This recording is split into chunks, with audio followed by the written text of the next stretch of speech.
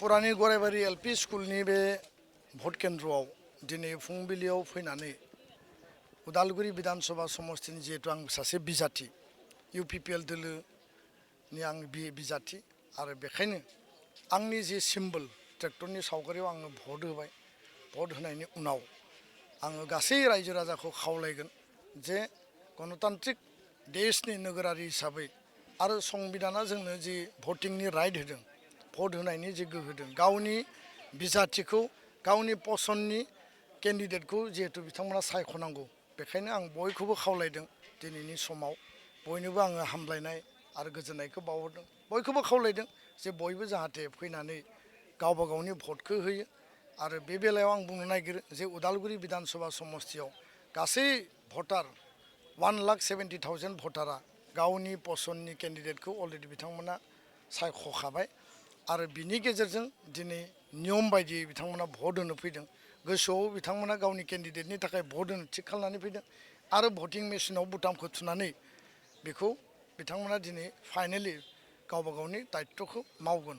आरो बेखायनो उदालगुरि विधानसभा समष्टियाव इउपिपिएल दोलोआ बा बे दोलोनि बिजाथि हिसाबै आं देरहानाया निश्चित माने 100% रोखा आरो बे बेलायाव खुनु गोनो गोथो गैया।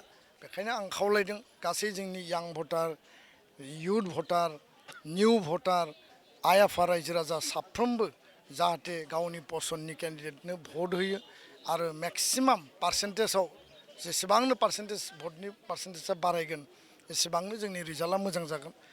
बेखाय रायजो राजानि अभाब अभियोग, रायजो राजानि जौगानाय आरो जोंनि यां जेनेरेसननि साख्रि बाख्रि बायदिसिना जेंना जेंसि गासै बिथिंखौ नोजोर बोनानै भारत भुटान सिमायाव जोंनि दै लोंनायनि जेंना, मानसि आरो मैदेरनि कनफ्लिक्ट, जोंनि लामा दालां स्कुल कलेज बानायनांगौ, बे ओनसोलाव जोङो गोबां माखासे थांखि लादों जे जोंहा मेडिकेल कलेज लुनांगौ, जोंहा इन्जिनियारिं कलेज लुफुंनांगौ, इउनिभार्सिटि बानायनांगौ।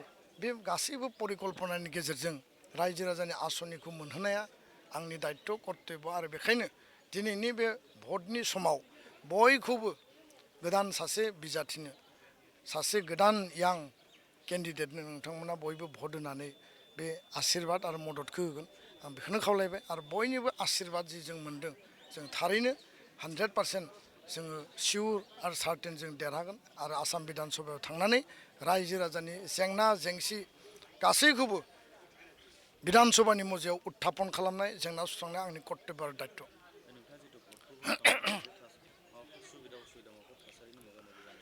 बेयाव जेबो उसुबिदा जायाखै।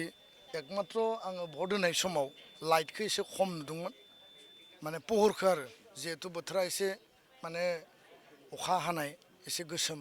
दा बेखायनो आं बुंदों जे प्रेजाइडिं अफिसार फार्स्ट सेकेन्ड पलिं अफिसारखौ जे लाइटखौ एसे स्रां खालामना होयोब्ला गावबा गावनि पसन्दनि केन्डिडेटनि बे सावगारिखौ बिथांमोना स्रां नुगोन।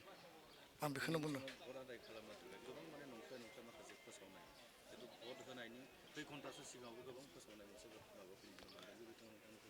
आथिखालाव ससियेल मिडिया बा आर्टिफिशियेल इन्टेलिजेन्स एआइनि गेजेरजों डिजिटेल बे माने वारा सोलिगासिनो दङ आरो मानसिफोरखौ मेलाइन खालामनो थाखाय नंखाय बाथ्रा, भुवा बाथ्रा फोसावनानै रायजोफोरनि ब्रेनखौ डाइभार्ट खालामनायनि मोनसे परिकल्पना अपोजिसन पार्टिया खालामबाय थादों।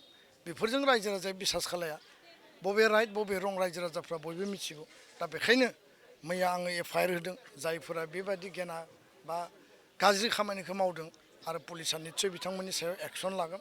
आं बेखायनो खावलायदों बेफोरबायदि मिसा खोथाखौ बिसास खालामनायनि खोथा गैया आरो जि राइट बे राइटआ जेब्लाबो एफिडेभिटआव दङ आरो बे मथेनो जोङो रायजो राजाखौ बुंदों जे रायजो राजाया गावबा गावनि जेंना जेंसि, गावबा गावनि अभाब अभियोगखौ सुफुंनांगौनि थाखाय राइट केन्डिडेट आरो निउ केन्डिडेटखौ सेलेक्ट खालामनांगौ होननानै आं बुंदों। आं बयखौबो खावलायगोन जे बयबो जाहाथे भटखौ होफैयो, गणतन्त्रखौ सक्तिशालि खालामो आरो बयबो भट होनायनि गेजेरजों गावबा गावनि संबिधाना जेखौ अधिकार होदों, मोन्थाय होदों बेखौ जाहाथे मावफुङो।